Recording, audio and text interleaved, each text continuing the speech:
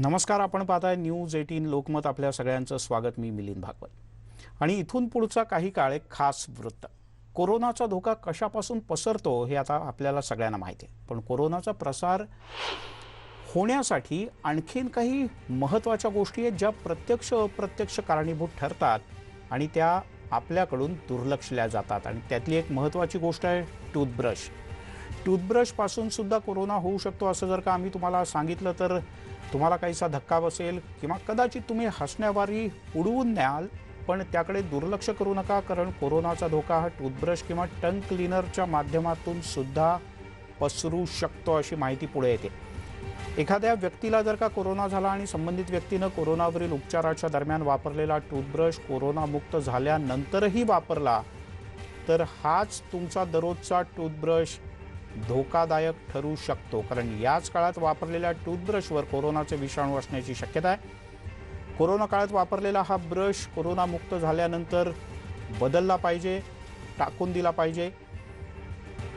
हा संसर्ग नेमका कसा पसरतो आणि त्यातल्या तांत्रिकता काय आहेत, कुठल्या गोष्टीकडे, छोट्या पण महत्त्वाच्या गोष्टीकडे आपल्याला दुर्लक्ष करून चालणार नाही, हे सांगण्यासाठी आपल्यासोबत सेंट जॉर्ज डेंटल हॉस्पिटलच्या अधिष्ठाता डॉक्टर डिंपल पडावे आपल्यासोबत आहेत. डॉक्टर डिंपल, स्वागत आहे आपलं न्यूज 18 लोकमतमध्ये. डॉक्टर, या सगळ्या 1.5-2 वर्षाच्या कालावधीमध्ये शिंकलं तर काय काळजी घेतली पाहिजे, सर्दी झाली तर काय काळजी घेतली पाहिजे, किंवा ताप आला, ऑक्सिजन लेवल कमी झाली तर काय काळजी घेतली पाहिजे, हे सगळं पुन्हा पुन्हा सांगितलं गेलं. ते आता लोकांना माहिती आहे. पण या टूथब्रशची गोष्ट कोणाच्या लक्षातच नाही आली. बरोबर. तर ॲक्च्युली हा खूप चांगला प्रश्न आहे. थोडंसं समजून सांगते. हो. जेव्हा रुग्णांना कोरोना होतो त्यावेळी आपल्याला माहिती आहे की ते आयसोलेशनमध्ये असतात, बरोबर. तर त्यांचं जेवणाची प्लेट म्हणा, ग्लास म्हणा, त्यांचा रुमाल म्हणा, त्यांचा स्वतःचा टूथब्रश, टंग क्लीनर, हा सगळंच आपण वेगळं ठेवतो जोपर्यंत तो आयसोलेशनमध्ये असतो तोपर्यंत. आता प्रश्न येतो, एकदा आयसोलेशन संपल्यानंतर त्यांनी ते टूथब्रश बदलावं किंवा त्यांनी ते टंग क्लीनर बदलावं. जर बदललं नाही तर बाकीच्या घरांचे लोकांना कोरोना होऊ शकतो की नाही, तो एक प्रश्न आहे. तर एक साधारण आमचा जे टेक्स्टबुक्स म्हणतात त्याच्यात असं आहे की आपल्याला केव्हाही फ्लूसारखं काही इन्फेक्शन घडतं शरीरामध्ये, तेव्हा आपल्या शरीरात इन्फेक्शन प्रसवणारे जंतूची संख्या वाढते आणि आपली इम्युनिटी त्या पिरियडमध्ये कमी असते. त्याचप्रमाणे ते इन्फेक्शन स्प्रेड करणारे जंतूची संख्या तोंडामध्ये पण वाढलेली असते. तर कुठलाही फ्लू नंतर आपण एक साधारणपणे असं करतो की आपण टूथब्रश आणि टंग क्लीनर बदलायला पाहिजे, पण ते लोकांना एवढं माहिती नाही आहे. त्याचप्रमाणे कोरोनानंतरही जर तुम्ही टूथब्रश आणि टंग क्लीनर हा जर तुम्ही चेंज केला तर सर्वात चांगली गोष्ट आहे, नंबर 1. नंबर 2 पण असं आहे की जर नाही बदललं तर बाकीच्या लोकांना तो स्प्रेड होऊ शकतो की नाही हा प्रश्न आहे. तर असं काही स्प्रेड होत नाही, पण एक काळजी घेणं हा एक भाग आहे. तर काळजी कशी घ्यायची, त्या रुग्णांनी तो त्याचं स्वतःचं टूथब्रश आणि टंग क्लीनर, कुठलाही तुम्ही जे घरात क्लोरहेक्झिडिन रिलेटेड माउथवॉशेस जे असतात ना, त्यांनी तुम्ही एक 30 सेकंड तो टूथब्रश किंवा टंग क्लीनर धुवून घ्यावे आणि मग वापरावे. किंवा बीटाडिन सोल्युशन, याचातही तुम्ही फक्त एक 20 सेकंड जर तो ब्रश आणि टंग क्लीनर ठेवलं तर तुम्ही एकदम सेफली मग ते वापरू शकतात. तर हा तुम्हाला काळजी थोडीफार घ्यावी लागते पोस्ट कोरोना आणि पोस्ट कुठलाही इन्फेक्शन म्हणा, तेव्हा तुम्हाला हे काळजी घेणं भाग आहे.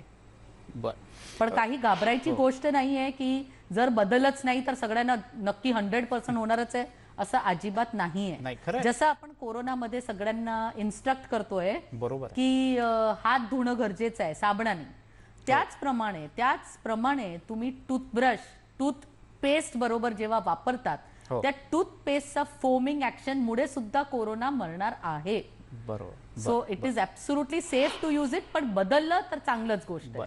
नाही डॉक्टर डिंपल, आपला प्रयत्न आहे हा, म्हणजे तुमच्याकडनं ही गोष्ट समजल्यानंतर आपला प्रयत्न हाच आहे की आपल्याला लोकांना घाबरवायचं नाहीये, पण आपल्याला लोकांना जागृत करायचं आहे, लोकांना समजावून सांगायचं की ही पण एक महत्त्वाची गोष्ट आहे आणि बाकी 4 गोष्टींची तुम्ही काळजी घेताय तशी या 5व्या गोष्टीची पण काळजी घेतली पाहिजे.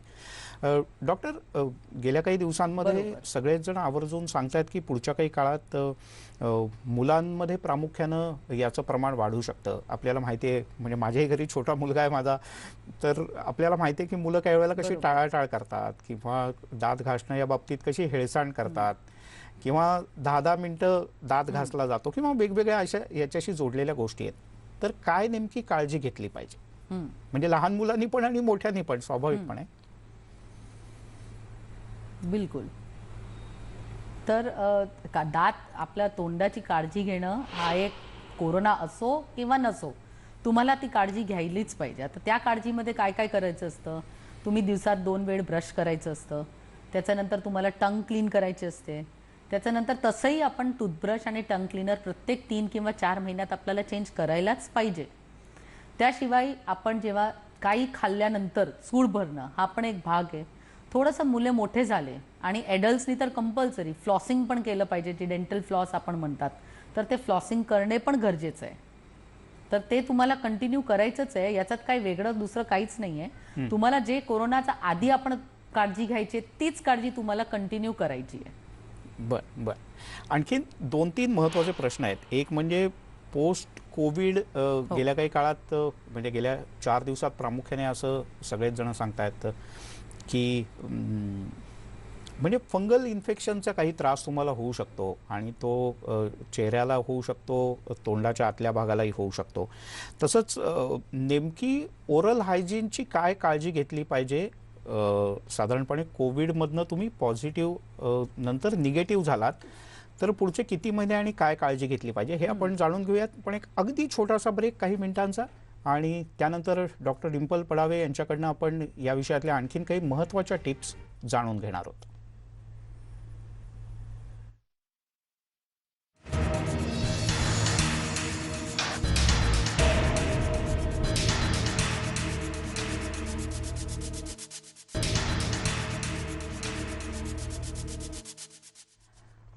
ब्रेकनंतर आपल्या सगळ्यांचं पुन्हा एकदा स्वागत. सेंट जॉर्ज डेंटल हॉस्पिटलच्या अधिष्ठाता डॉक्टर डिंपल पडावे आपल्यासोबत आहेत आणि ते आपल्याला सांगतायत की पोस्ट कोविड म्हणजे तुम्ही कोविड एकदा निगेटिव्ह झालात की तुम्ही ओरल काळजी कशी घ्यायची, हायजीन कसं सांभाळायचं. डॉक्टर, साधारण ब्लॅक फंगस किंवा म्युकोमायकोसिस याबद्दल गेल्या काही दिवसात प्रामुख्यानं बोललं जात आहे. तर आमच्या प्रेक्षकांना सांगा की या विषयात कशी काळजी घेतली पाहिजे, कारण हा तसा नंतर लक्षात आलेला पण जास्त त्रासदायक असलेला त्रास आहे. बरोबर. तर म्युकोरमायकोसिस आपण त्यांना ते बुरशीसारखं एक इन्फेक्शन होतो. जेव्हा जेव्हा रुग्णांना कोरोनामध्ये ऑक्सिजन दिला जातो, आता हा ऑक्सिजन युजली ट्युबिंग्सनी आपण देतो आणि ट्युबिंग्स नाकातनं किंवा तोंडातनं आपण देतो ही ट्युबिंग्स. तर ह्याचं प्रमाण ज्या लोकांना कोमॉर्बिडिटीज असते, म्हणजे ज्या रुग्णांना ऑलरेडी काहीतरी रोग आहे जसं डायबिटीस, त्यांच्यामध्ये जास्त बघितलं गेलं आहे.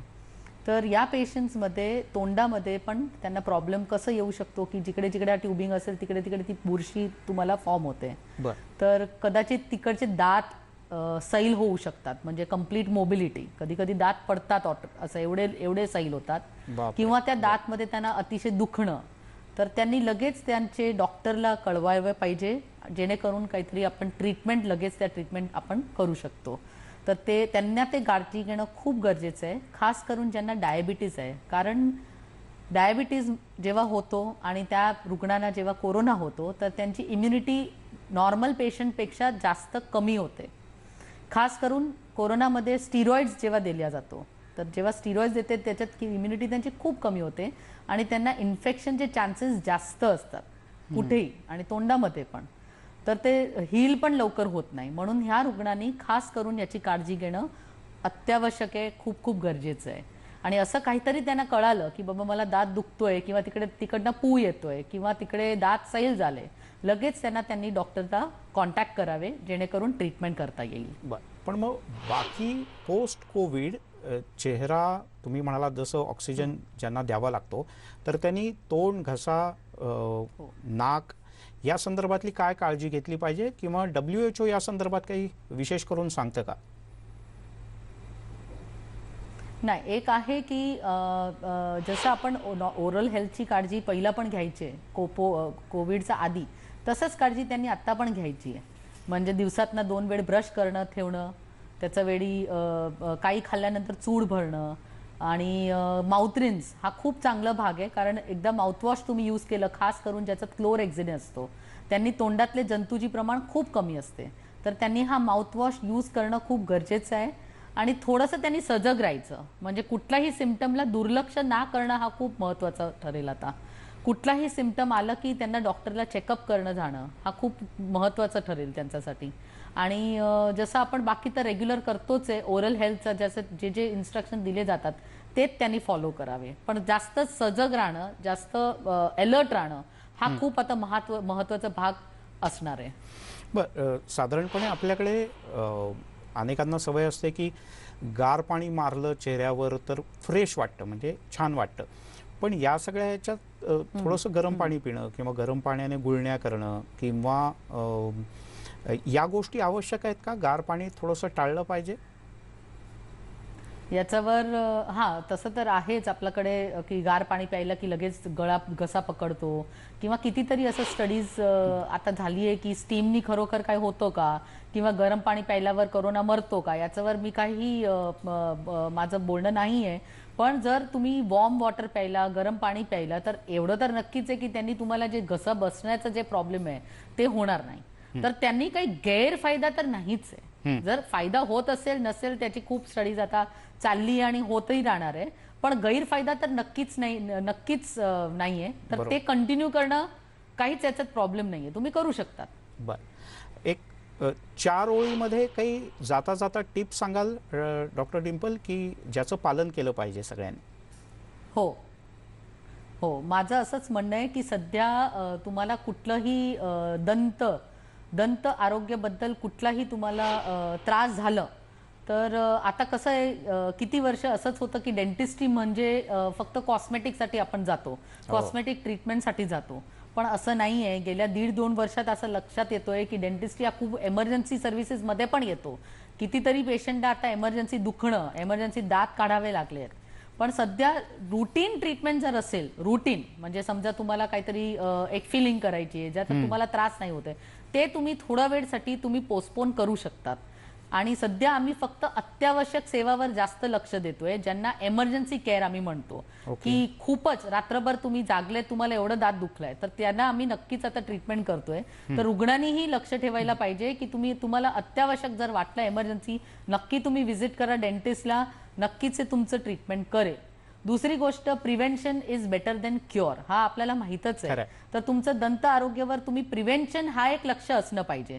दुखेल तेव्हा जाण्यापेक्षा तुम्ही आधीच त्याची जर काळजी घेतली, व्यवस्थित ब्रशिंग केलं, व्यवस्थित तुम्ही माउथवॉशेस वापरले, तर तुम्हाला हे धोकाच येणार नाही आणि तुम्हाला डेंटिस्टकडे जाण्याची वेळच येणार नाही. तर या कोरोना काळामध्ये तुम्ही तुमचा जनरल हेल्थ सोबत तुमचा मुखरोग, तुमचा ओरल हेल्थवर तुम्ही तेवढंच लक्ष दिलं पाहिजे, जेणेकरून अशी एमर्जन्सी उद्भवे नाही की तुम्हाला जाऊन पडून जावं लागेल. तीच माझी एक विनंती आहे सगळ्यांना. आणि घाबरून काही होणार नाहीये. तुम्ही काळजी घेतली की सगळेच प्रॉब्लेम तुमचे हे काही होणारच नाही तुम्हाला. मग हे शेवटचं वाक्य खूप दिलासादायक आहे आणि आमचा हा प्रयत्न हाच होता की तुम्ही घाबरून जाऊ नका, काळजी घ्या, योग्य काळजी घ्या, डॉक्टरांचा सल्ला घ्या वेळोवेळेला आणि बरोबर 100% तुम्ही मात करू शकाल. आणि सगळ्यात शोच्या सुरुवातीला डॉक्टरांनी सांगितलेलं ते तुम्हाला कोविड झाल्यानंतर तुम्ही त्यावर मात केली असेल तर तुमचा टंग क्लीनर किंवा ब्रश हे शक्यतो तुम्ही बदला, जेणेकरून तुम्हाला कोणत्याही प्रकारचा त्रास होणार नाही. किंवा डॉक्टरांनी सांगितलं त्याप्रमाणे तो नीट डिसइन्फेक्ट करून घ्या, जेणेकरून नंतरचे त्रास तुम्हाला टाळता येतील. डॉक्टर खूप खूप धन्यवाद, तुम्ही न्यूज 18 लोकमतशी बोललात त्याबद्दल. यासोबतच या बुलेटिनमध्ये इथेच थांबूयात. सर्व प्रकारच्या ताज्या अपडेटसाठी न्यूज18 लोकमत.com या आमच्या वेबसाईटला लॉग ऑन करा, फेसबुक आणि ट्विटरवर फॉलो करा.